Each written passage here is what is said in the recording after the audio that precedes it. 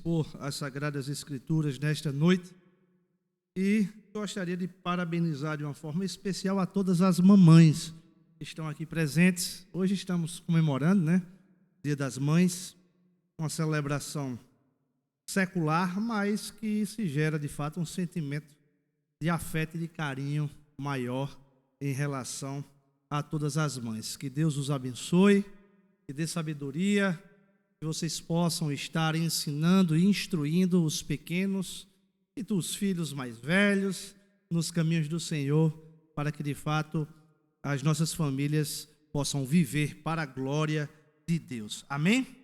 Meus amados irmãos, sem mais delongas, convido a amada igreja a abrir nossas Bíblias, o livro de Ester, capítulo 4. Como o pastor Ivan já disse, nós estamos dando sequência a uma série de exposições no livro de Ester, e está sobre minha responsabilidade expor o capítulo 4 nesta noite.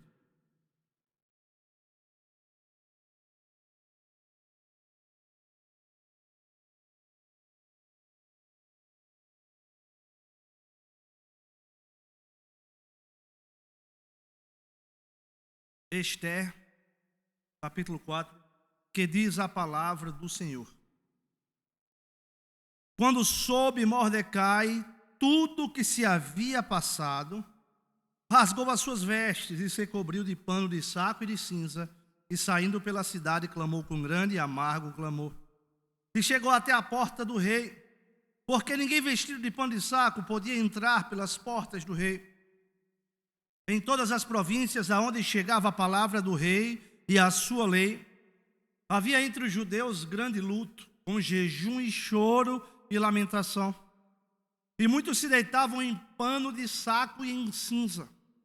Então vieram as servas de Ester e os eunucos e fizeram-na saber, com que a rainha muito se doeu e mandou roupas para vestir Mordecai e tirar-lhe o pano de saco, porém ele não as aceitou.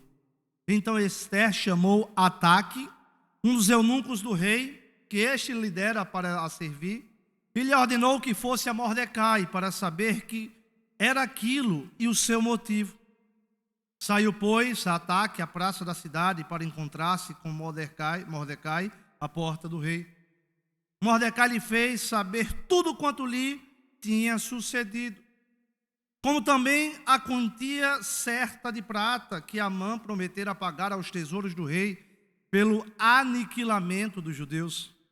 Também lhe deu o traslado, uma cópia do decreto escrito que se publicara em Susã para os destruir, para que o mostrasse a Ester e a fizesse saber, a fim de que fosse ter com o rei e lhe pedisse misericórdia, e na sua presença lhe suplicasse pelo povo dela. Tornou, pois, Ataque e fez saber a Ester as palavras de Mordecai. Então respondeu Ester a Ataque e mandou-lhe dizer a Mordecai: todos os servos do rei e o povo das províncias do rei sabem que, para qualquer homem ou mulher que, sem ser chamado, entrar no pátio interior para avistar-se com o rei, não há senão uma sentença de morte, salvo se o rei estender para ele o cetro de ouro, para que viva. E eu, nestes 30 dias, não fui chamada para entrar ao rei. Fizeram saber a Mordecai as palavras de Ester. Então lhes disse Mordecai que respondessem a Ester: não imagines que por estares na casa do rei, só tu escaparás entre todos os judeus.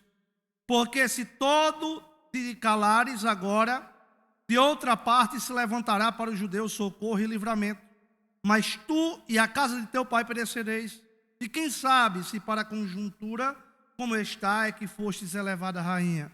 Então disse Ester que respondesse a Mordecai: vai, ajunta todos os judeus que se acharem em Susã, e jejua por mim, não comais nem bebais por 3 dias, nem de noite nem de dia. Eu e as minhas servas também jejuaremos. Depois irei ter com o rei, ainda que é contra a lei. Se perecer, pereci. Então se foi Mordecai e tudo fez segundo Ester havia lhe ordenado. Vamos fechar nossos olhos e orar mais uma vez. Soberano Deus e eterno Pai, Nós te damos graças, Senhor, pela tua bondade, pela tua misericórdia. Queremos te rogar, Pai, que a tua presença venha a ser manifestada em nosso meio. Que o Senhor venha, Pai, iluminar a minha mente, para que a tua palavra seja exposta com fidelidade, para que Cristo Jesus seja glorificado em nosso meio. Prepara os nossos corações, Pai, para falar aquilo que o Senhor deseja nos ensinar, nos exortar e nos consolar. É assim que eu te oro e te agradeço, em nome do Senhor Jesus. Amém e amém. Meus amados irmãos, nós acabamos de ler o capítulo 4 do livro de Esther. Mas é interessante que o capítulo 4, ele inicia-se com uma junção. O texto faz referência a algo que havia se passado. Observem bem, no verso 1 disse: quando soube Mordecai tudo que se havia passado. No capítulo 3, do verso 7 ao verso 15, nós podemos ver, de fato, o que tinha acontecido. Mordecai havia tomado conhecimento de algo muito relevante, que lhe causou muita angústia, que lhe causou muita preocupação, e fez com que ele reagisse da forma que ele reagiu. O texto, no versos 7 a 15 do capítulo 3, ele vai nos mostrar que Amã acusa o povo de Deus, que estava espalhado por todas as províncias do Império Persa, que dominava o mundo naquela época, e eles estavam acusando o povo de Deus a seguir leis diferentes, a não se submeterem às ordens do rei, a não obedecerem o próprio rei. E em razão desta rebeldia, desta rebelião contra o rei, não poderia ser tolerado a permanência desta postura dos judeus. Era uma gravíssima acusação. Era algo que atacava a honra, o brio, a autoridade do império e, consequentemente, do rei. Mas ia além disso. Amã estava apontando um grande perigo para o rei. O mundo naquela época, o Império Persa dominava toda aquela época. E era uma grande ameaça para o rei, para o seu reinado. Um povo que não se submetesse às suas leis e à autoridade do próprio rei. As leis impostas pelo soberano. Ou seja, estavam se rebelando contra os decretos e as normas outorgadas pelo próprio rei, sem aceitá-las, que caracterizava-se de fato uma grande rebeldia, que era indiscutivelmente, naquele período, digna de morte. E meus amados irmãos, Amã agora ele começa a demonstrar ao rei não apenas um plano de matar com todos os judeus que habitavam no Império Persa, mas ele começa a demonstrar a forma de instrumentalizar como poderia ser o plano para exterminar todo o povo judeu. Ele não apenas sugere, mas ele busca viabilizar a forma legal para a execução. Ou seja, ele sugere a promulgação, o edito de um decreto real para matar com todos os judeus. Amã, ele demonstra orgulho, prepotência, mas acima de tudo, determinação em perseguir e matar todo o povo judeu. E para isso ele oferta um grande valor para o império. Ele apresenta o instrumento, ele promete os recursos para custear toda aquela grande operação que estava a se programar para matar o povo de Deus. O rei rejeita o dinheiro, mas abraça a ideia que Amã lhe propõe.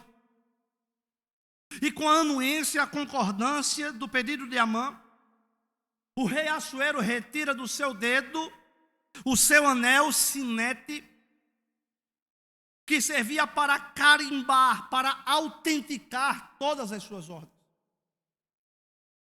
Um documento que era carimbado com o anel do rei. Ele tinha total legitimidade e executoriedade. E assim ele fez, delegando-lhes poderes irrestritos para agir conforme o seu plano sanguinário de exterminar todo o povo judeu.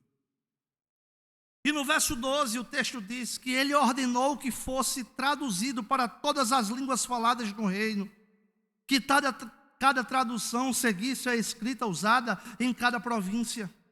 A ordem devia ser enviada a todos os representantes do rei, aos governadores das províncias, aos chefes dos vários povos. Ela foi escrita em nome do rei, carimbada com o seu anel. No verso 13 do capítulo 3, o texto segue dizendo que todos os judeus fossem mortos sem dó nem piedade, os moços, os velhos, as mulheres e as crianças. E a ordem mandava também que todos os bens dos judeus ficassem para o governo.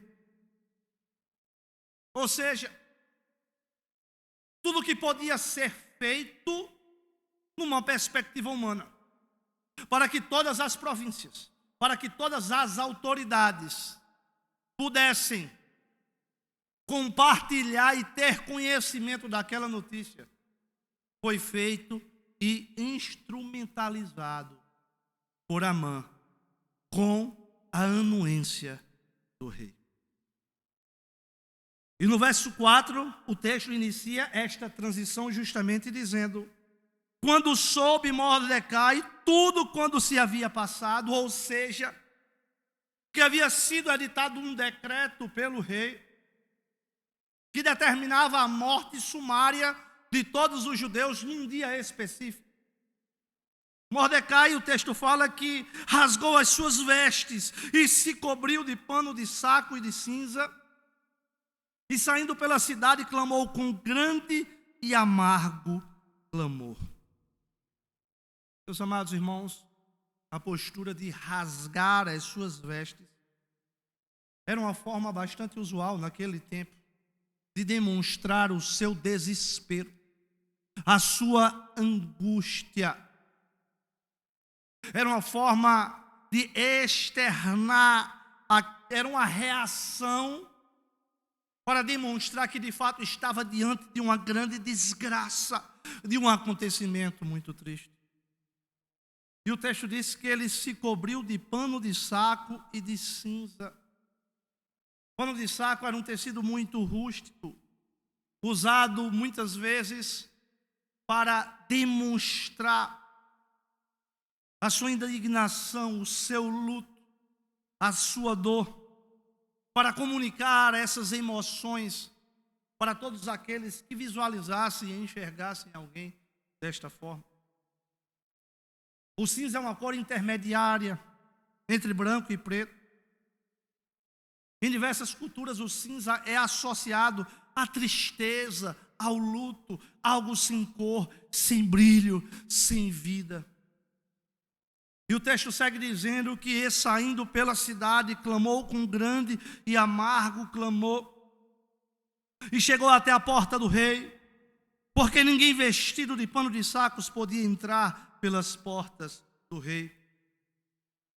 Mordecai, ele chorou, ele rasgou as suas vestes, ele rasgou a sua alma, como uma notícia tão terrível e tão devastadora com aquela qual ele acabara de receber. Mas Mordecai, ele toma a decisão de não apenas perambular por toda a cidade, demonstrando a sua angústia e o seu desespero. Ele decide ir à frente do palácio real. Ele sabia que não poderia entrar com aqueles trajes, mas ele decide estrategicamente ficar na frente do palácio real, se lamentando com aquelas vestes que demonstravam o seu desespero. E, meus amados irmãos, de fato, muitas vezes, quando nós nos deparamos com situações de angústia e tristeza, o primeiro sentimento que vem em nós e a primeira reação é de chorarmos, lamentarmos e nos prostrarmos. C.S. Lewis certa vez disse que chorar é adequado em sua forma enquanto dura, mas cedo ou tarde você precisa parar e então ainda precisará decidir o que fazer. Chega o momento de agir. Quando as crises se fazem presentes, precisamos decidir o que iremos fazer. Mesmo entristecidos, enlutados, angustiados e com o coração abalado, nós temos de tentar nos recompor para tomar decisões e prosseguir. E foi isso que Mordecai fez. Meus amados irmãos, Igreja do Senhor, diante das crises e diante das más notícias, nós devemos chorar, nos entristecer, gritar. Mas existe um momento que nós temos de parar para tomarmos decisões e para prosseguir as nossas vidas conforme a vontade do soberano Deus. O que tem norteado as nossas decisões? Quais valores e princípios têm sido as lentes do nosso olhar para o meio das crises? A Bíblia não é um livro de regras impositivas e restritivas exaustivo. Mas nós devemos sempre nos voltar para as Escrituras para tomarmos decisões segundo a vontade de Deus revelado ao seu povo. E muitas vezes, muita gente no nosso meio tem buscado direção em horóscopos, em sonhos, em novas revelações, em crendices místicas, em rituais sincréticos que estão à parte das Escrituras, numa tentativa ilusória que irão encontrar o caminho para prosseguir e tomarem as suas decisões com confiança. O salmista disse: lâmpada para os meus pés é a tua palavra, luz para os meus caminhos. A palavra deve ser o norte das nossas vidas e da nossa decisão. Meu irmão, o nosso maior problema ao tomarmos decisões, atentem bem, não é sabermos como decidir, e sim não aceitarmos as consequências das nossas decisões, segundo a vontade de Deus revelada nas Escrituras. Porque elas irão contra o nosso eu, contra os nossos desejos. Elas vão colidir com os nossos desejos carnais e pecaminosos. Mas o grande desafio para nós é, de fato, termos a convicção e o compromisso com o Senhor que servimos, de tomarmos as decisões, mesmo que essas decisões venham custar muito caro. Homens e mulheres que se dizem apaixonados e que estão querendo saber uma decisão de Deus. Um homem casado que se diz apaixonado por uma moça precisa de alguma decisão de Deus, meu irmão, alguma direção de Deus. Precisa de se quebrantar, se arrepender e de voltar à presença do Senhor e renunciar a esse desejo pecaminoso e carnal que está lhe tentando e querendo destruir a sua família. Nós estamos dentro de uma sociedade que hoje se casa para se separar e se separa para casar, achando tudo lindo e tudo normal. Meus amados irmãos, o texto segue dizendo que em todas as províncias aonde chegava a palavra do rei e a sua lei, havia entre os judeus grande luto, com jejum, choro e lamentações. E muitos se deitavam em pano de saco e em cinza. Era esperado essa reação das pessoas. Não poderia ser diferente. A maioria deles estavam percebendo que os seus sonhos, que os seus projetos, que o seu futuro estava na iminência de ser completamente interrompidos. Possivelmente pais olhavam para os seus filhos sabendo que eles não poderiam desenvolver e sequer chegar a uma vida adulta. E essa notícia se espalhava e causava muita dor, muito pranto, muito sofrimento.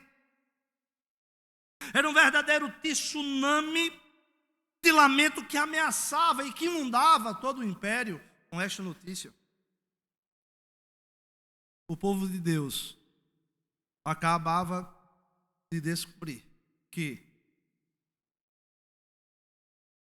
o relógio regressivo havia se iniciado para extinguir todo o povo de Deus naquele. De fato, Mordecai não pode fazer muita coisa. Porém, o que ele pode fazer, ele faz. Como diz o comentarista David Strine, a soberania de Deus governa e dirige todas as coisas, inclusive nossas livres ações e decisões.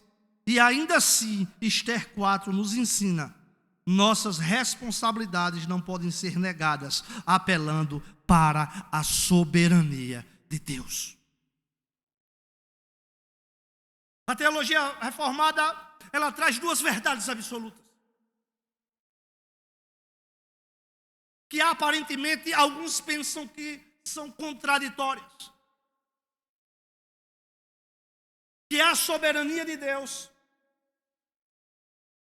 e a responsabilidade humana. Nós não podemos nos furtar daquilo que o próprio Deus determinou em sua palavra para nós fazer. E o texto segue dizendo: então vieram as servas de Esté e os eunucos deram a saber com que a rainha muito se doeu e mandou roupas para vestir Mordecai e tirar-lhe o pano de saco, porém ele não as aceitou. Esté ficou preocupada. Ela não sabia direito o que estava acontecendo. E ela envia o eunuco ataque para de fato saber, para descrever de fato, de forma precisa, o que estava acontecendo. Observe, meus irmãos, que Estela estava tão isolada. Ela estava tão envolta ao império e distante da comunidade do pacto, do povo judeu, que ela era a única judia do Império Persa que não sabia o que estava acontecendo. Esther estava completamente à parte da realidade. Esther não tinha conhecimento sequer do que estava passando no império esse ao qual ela havia se tornado rainha. E meus amados irmãos, todo judeu da Índia e Etiópia estavam pranteando e lamentando porque o tempo estava se encurtando e a ordem havia sido determinada. Meus irmãos, de forma semelhante a Esther, nós corremos o risco de nos comprometermos e nos envolvermos tanto com as coisas do mundo e acabamos nos isolando e ficando distante das verdades do reino de Deus. Muitos que estão com o corpo na igreja, mas que estão com o coração desviados no mundo. Muitos que frequentam as igrejas, mas que a sua alegria está no mundo. Mas o texto fala que Esther envia seus serviçais para descobrir toda a desilusão. E Mordecai, o texto fala que estava à porta do reino, vestido de sacos de cinza, chorando, pranteando.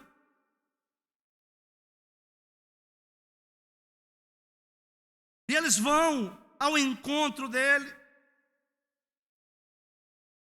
E a notícia de fato não era boa. Mordecai relata o plano de Amã, detalhando até a quantia que tinha sido ofertado para custear aquela grande operação de extermínio de todo o povo de Deus.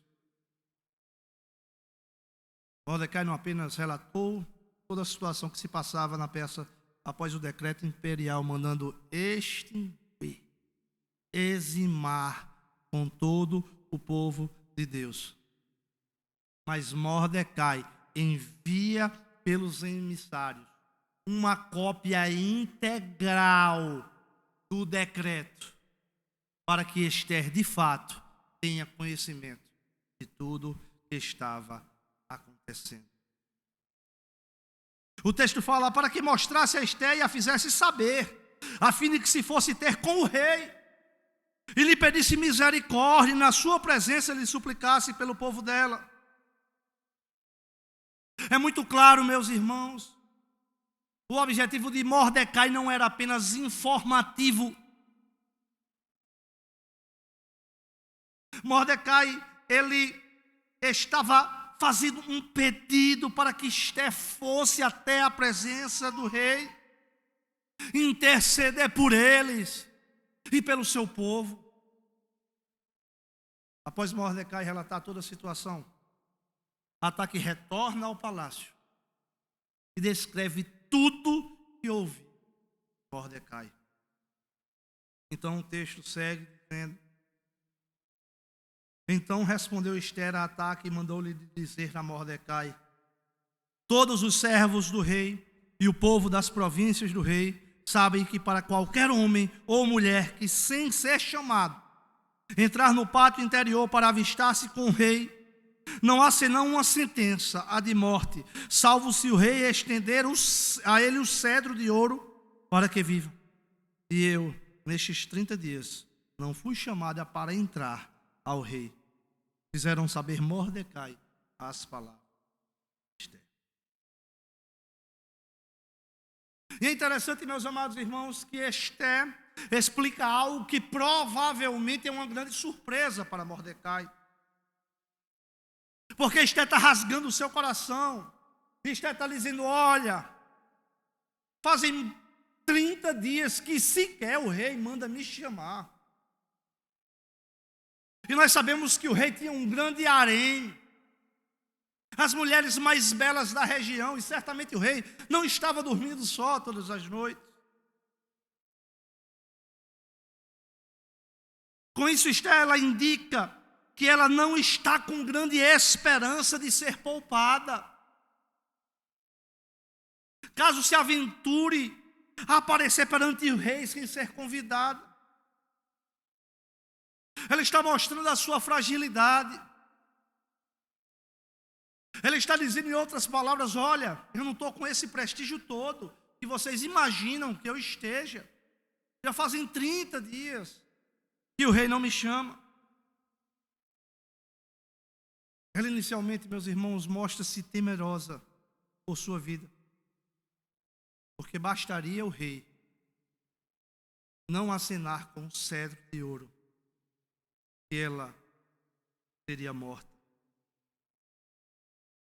E Esther inicialmente não demonstra toda esta disposição para ser instrumento de salvação.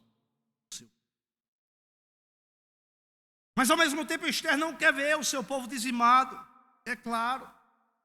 Porém, ela hesita em fazer aquilo que Deus possivelmente estrategicamente colocou para ela fazer. É bem verdade que nem sempre é fácil discernirmos as coisas para tomarmos as decisões corretas. Mas o texto segue dizendo no verso 13: então lhe disse Mordecai que respondessem a Esther: não imagines porque estares na casa do rei, só tu escapará entre todos os judeus. Mordecai está fazendo um alerta para Esther. Que o fato dela estar na casa do rei não seria suficiente para poupar, para que ela escapasse do decreto contra os judeus. Pois Esther, apesar de ter escondido, inclusive a mando de Mordecai, ela era uma judia, ela era do povo de Deus. As palavras do comentarista Emílio Garofalo, ele disse, parafraseando: não ache, Esther, que por ser rainha você será poupada. Você está no mesmo barco do resto do povo de Deus. E vale dizer, ao se recusar a ajudar, você está perdendo uma grande oportunidade. Ela estava na mesma situação. A rainha anterior foi destituída, como foi exposto aqui na primeira e na segunda mensagem, por muito menos. Embora, meus irmãos, Mordecai não faça menção explícita a Deus, ele está certo, e ele por certo tem isso no fundamento de seu pensamento ao dizer que o auxílio poderá vir de outro lugar. E isso é uma grande verdade. Deus, ele não tem recursos limitados. Não faltam possibilidades para Deus agir e atingir os seus propósitos. Os eternos decretos de Deus serão cumpridos, porque Ele é soberano e Ele governa e domina todas as coisas. Será que não foi precisamente para essa ocasião que Deus colocou Esther naquele lugar? É bem verdade que Deus não depende de Esther. Ele tem recursos ilimitados. Entretanto, possivelmente, ele colocou Esther para utilizar da sua posição privilegiada para ser instrumento para a glória de Deus e salvação do seu povo. Mas agora chegou a hora de Esther decidir de fato quem ela é. Por alguns anos, desde que foi ao harém, ela vai vivendo uma vida submersa na cultura persa, com as suas raízes judaicas completamente escondidas e obscurecidas. Mas agora ela não pode mais viver assim. Não há como pertencer ao povo de Deus enquanto vivendo como filha do mundo. Não há como ser um cristão secreto e um pagão público. Esther terá de escolher, e cada um de nós também temos de escolher. Assim como foi com Mordecai, Esther está chegando ao ponto crucial que ela tinha de tomar uma grande decisão. Meus amados irmãos, Deus, na sua soberania, Ele tem nos colocado em determinados lugares para que, de fato, nós também possamos ser instrumentos de Deus para promover a glória de Deus em todos os ambientes. Deus te colocou no bairro onde você mora, na sua vizinhança, na sua escola, no seu trabalho, na sua empresa, para que de fato você possa ser um instrumento de Deus, para que de fato através da sua vida e através da sua vida, pela sua vida e através dela, o nome de Cristo venha a ser exaltado, o Evangelho venha a ser propagado, e pessoas venham se render a Cristo Jesus. Mas quais são as decisões que temos tomado? Quais são as ações que temos feito nas nossas esferas de atuações? Será que somos povo de Deus na igreja, mas temos vivido como filhos do mundo fora da igreja? Será que somos cristãos nominais e ímpios praticantes? Não há como pertencer ao povo de Deus enquanto vivemos como filhos e filhas do mundo. Não há como ser um cristão secreto e um pagão público. Como tem sido a minha e a sua vida fora da igreja e fora da reunião.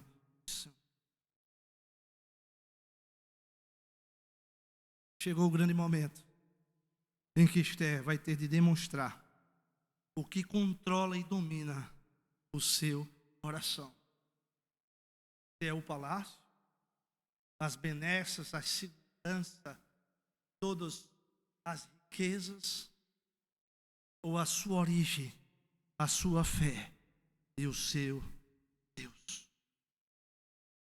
Verso 14.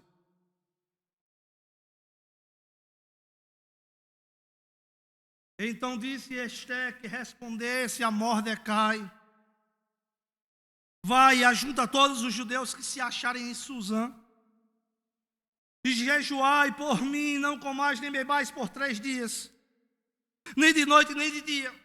Eu e as minhas servas também jejuaremos. Depois irei ter com o rei, ainda que é contra a lei.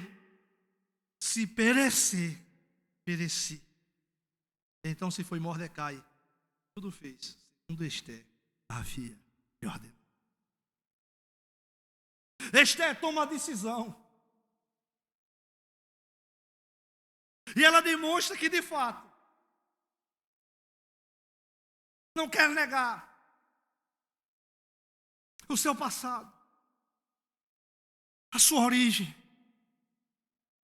a sua fé, mesmo que isso pudesse custar a sua própria. Ela não poderia viver mais na obscuridade e no isolamento do palácio. Ela não poderia permanecer sendo uma crente secreta, negando as suas origens, negando o seu povo e negando o seu Deus. Agora Esther estava certamente, meus irmãos, diante do maior dilema da sua vida. Pois essa decisão certamente poderia lhe custar a vida. Meus amados irmãos, ao longo da nossa vida, ao longo da nossa caminhada, do nosso dia a dia, nós somos provocados a tomarmos decisões em todos os momentos. E como diz o pastor Heber Campos Júnior, ele fala: muitos esperam um trailer antecipado do filme de sua vida, uma amostra suficiente para lhes tranquilizar que Deus está guiando. Porém, Esther não fica tentando adivinhar, descobrir aquilo que Deus quer. Esther não fica com arrudeio. Esther não fica esperando um sonho, uma nova revelação. Ela já sabia aquilo que ela deveria tomar. Ela sabia o que ela tinha de fazer e agir para tentar resolver aquela situação. Ela não esperou semanas, meses no limbo decisório, tentando discernir a vontade de Deus para a sua vida antes de agir. Ela simplesmente fez o que era certo. Ela tomou a decisão conforme princípios de Deus. E ela deixa bem claro que ela faria e aquilo poderia estar na sua vida. Quando buscamos a vontade de Deus, ainda somos responsáveis pelas nossas decisões. Mas nós temos que tomar decisões meditando na palavra do Senhor, em oração, conversando com homens e mulheres de Deus mais experientes. Como diz o apóstolo Paulo, aconselhando uns aos outros, orando um pelos outros, vivendo a comunhão dos santos, nos auxiliando como corpo de Cristo. E essa foi a decisão, e aqui o texto encerra. Esther decidiu arriscar a sua vida, na esperança de sair viva e de salvar o seu povo. Meus irmãos, meditando nesse texto, capítulo, eu gostaria de trazer 3 aplicações desse texto que apontam de forma muito clara para Cristo, para as nossas. Em primeiro lugar, a perseguição a Cristo e ao seu povo é uma realidade incontestável e revelada nas Escrituras. O ponto de contato entre o mundo de Mordecai e o nosso mundo acontece no momento em que a natureza hostil deste mundo fica evidenciada ao povo de Deus. Da mesma forma que o povo de Deus no passado foi perseguido, tentaram matar, dizimar todos eles. Nós vivemos num mundo em inimizade com Deus e com o seu povo. Como Jesus bem falou em João 15:18, Jesus continuou e disse: se o mundo odeia vocês, lembrem que ele me odiou primeiro. Se vocês fossem do mundo, o mundo os amaria por vocês serem dele. Mas eu os escolhi entre as pessoas do mundo, e vocês não são mais do mundo. Por isso o mundo odeia vocês. Se as pessoas que são do mundo me perseguiram, também perseguirão vocês. Se elas obedeceram aos meus ensinamentos, também obedecerão aos ensinamentos de vocês. Por causa de mim, essas pessoas vão lhes fazer tudo isso, porque não conhecem aquele. Igreja do Senhor, o mundo em que vivemos é um mundo sem Deus, organizada em oposição a Deus, contra os valores de Deus e em plena rebelião e oposição ao avanço do reino. Porque não somos do mundo e porque fomos escolhidos para deixar o mundo, para vivermos segundo a vontade de Cristo, o mundo nos encara como estrangeiros, o mundo nos encara com ódio, assim como odiou a Cristo. E Jesus adverte os seus discípulos quanto às perseguições que deveriam suportar por sua causa. E sereis odiados por causa do meu nome.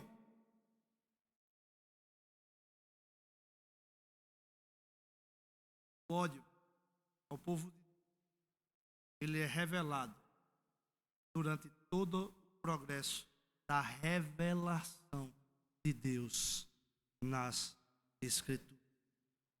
E nós podemos ver de uma forma muito peculiar no capítulo 4 de Esther, quando um homem se levanta para editar uma lei que legitime o extermínio de todo um povo. Todos aqueles que foram chamados pelo amor irresistível de Deus, mediante a sua maravilhosa graça, têm de estar cientes que a primeira resposta ao mundo, aos seus discípulos, é ódio e perseguição.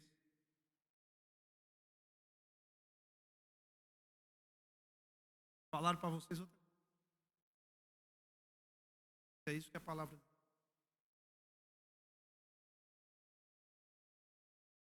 O evangelho do bem-estar,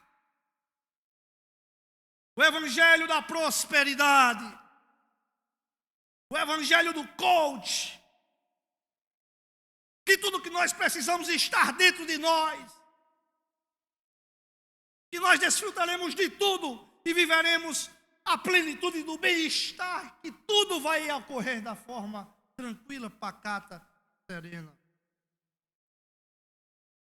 Igreja do Senhor, você e eu estamos dispostos a sofrer e sermos perseguidos pelo fato de sermos povo de Deus. Ser povo de Deus é se comportar como povo de Deus dentro e fora da igreja. As suas convicções, as nossas convicções são suficientes para resistir e enfrentar as perseguições pela nossa fé.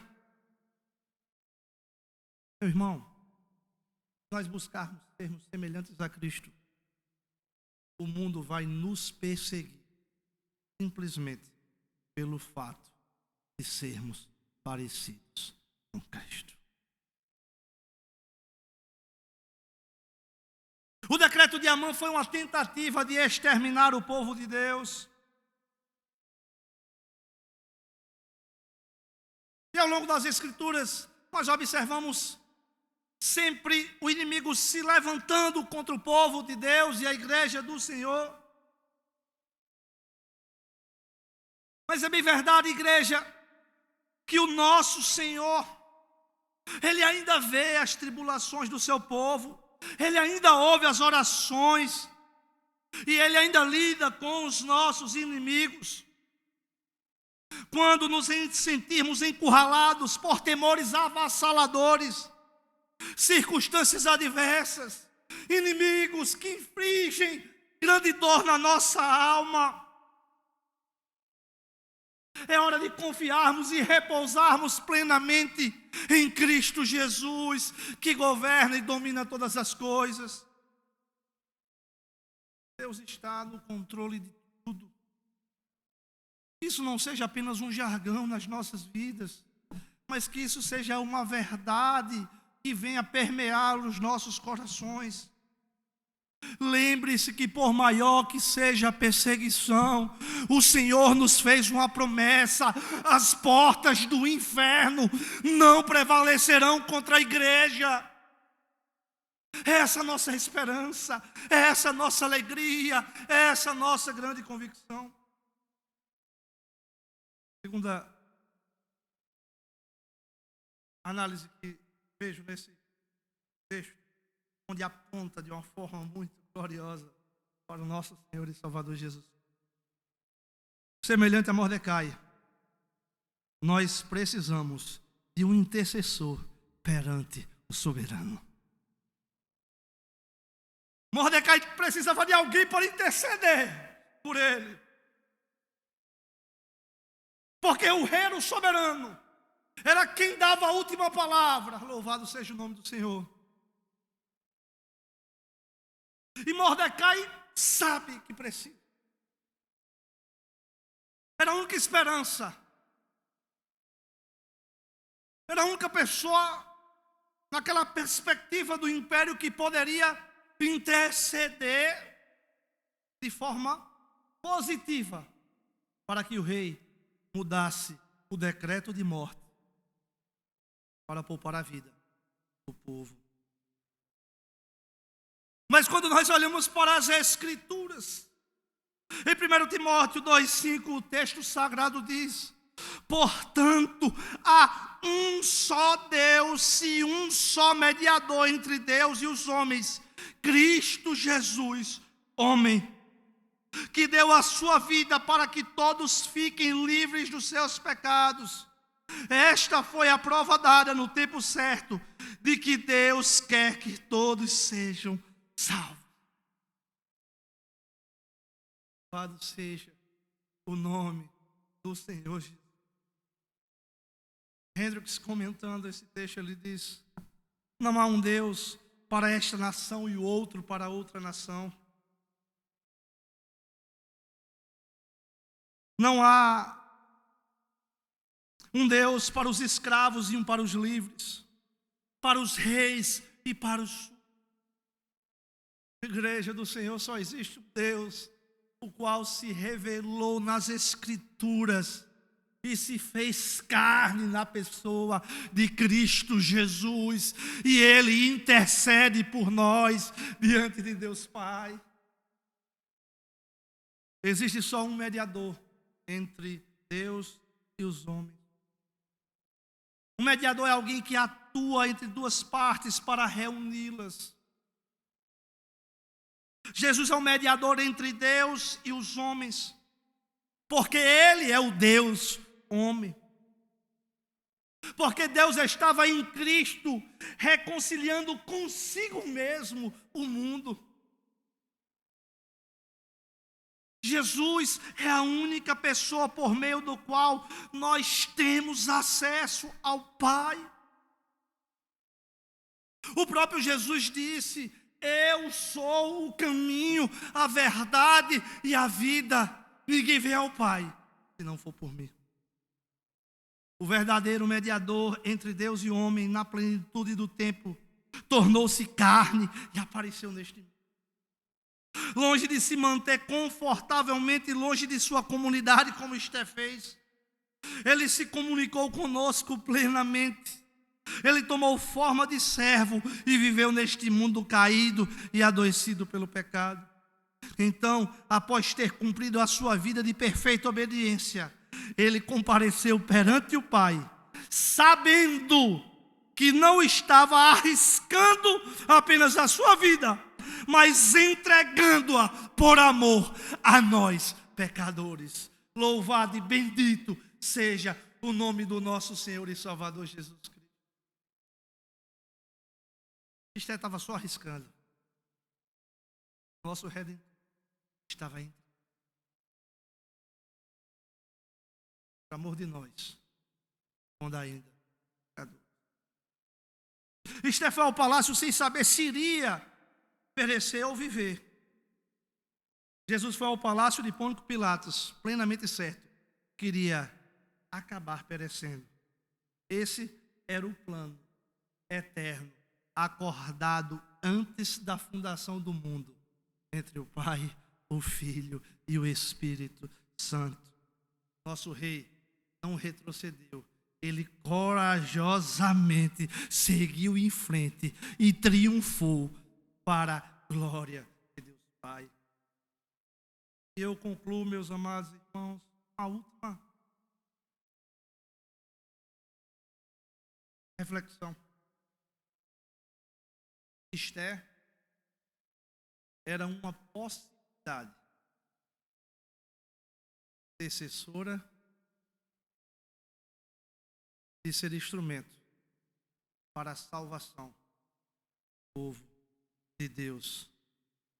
Jesus é a certeza da salvação de todo aquele que nele crê. Esther proporcionou uma possibilidade de interceder e salvar Mordecai e todo o povo judeu. Ela tinha a consciência que o plano poderia falhar caso o rei não levantasse o cetro quando ela entrasse na presença do soberano. Mas o plano redentor de Deus não pode falhar, pois Cristo Jesus, o Cordeiro Santo de Deus, ele foi morto antes da fundação do mundo, para que todos que nele crescem não permanecessem, mas tivessem vida eterna em Cristo Jesus. Hebreus 7, 23, 25 nos prova assim. Ora, daqueles sacerdotes tem havido muitos, porque a morte os impede de continuar em seu ofício. Mas visto que vive para sempre, Jesus tem um sacerdócio permanente. Portanto, ele é capaz de salvar definitivamente aqueles que por meio dele se aproximam de Deus, pois vive sempre para interceder por eles.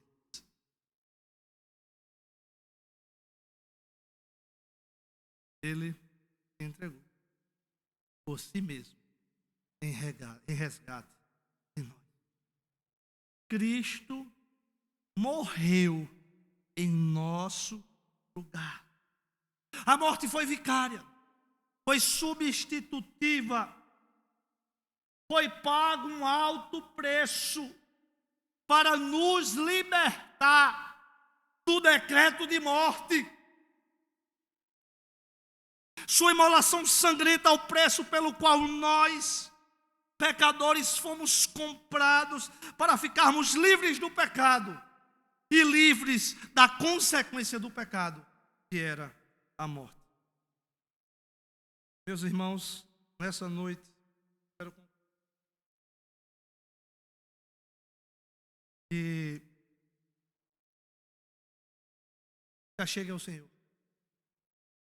em fé e arrependimento. Eu não sei como você tem vivido. Não sei como tem. E não sei se você algum dia já confessou a Cristo Jesus como o único e suficiente Salvador da sua vida.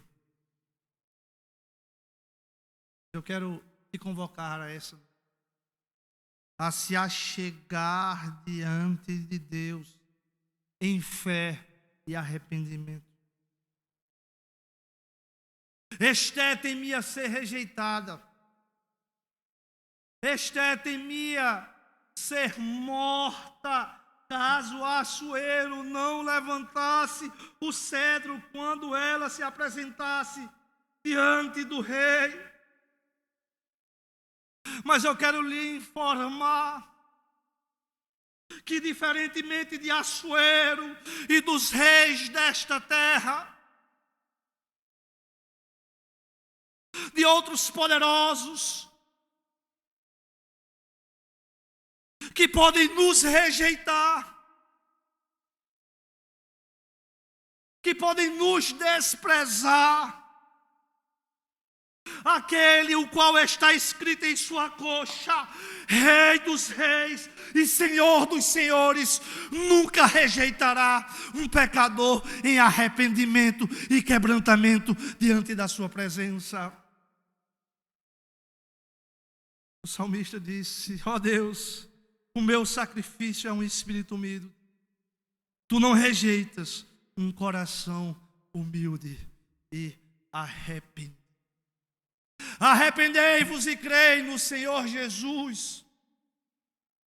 Arrependei-vos e creis no Senhor Jesus, para que a nossa sentença de morte, porque a Bíblia diz que todos pecaram e estão destituídos da glória de Deus,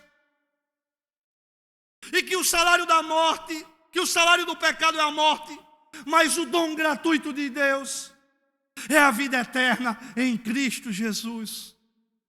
Se entregue diante dos pés do soberano, se renda a Ele, porque nele nós temos salvação eterna.